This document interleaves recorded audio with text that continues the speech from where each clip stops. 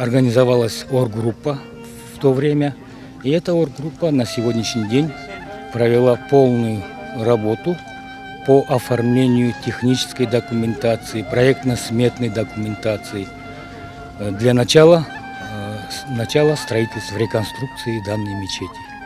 Сегодня мы находимся на стадии разрешения ГАСК.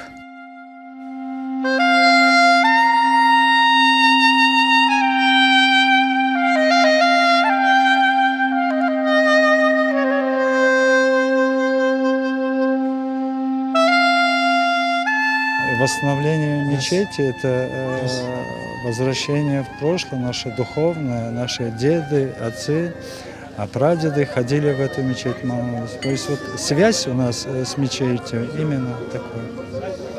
Мечеть – это наша жизнь.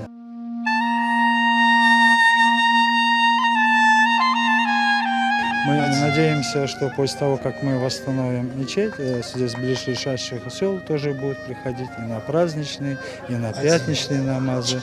Я надеюсь, что придет время, когда все будут приходить каждый день, 5 раз в день будут делать намаз именно в этой мечети.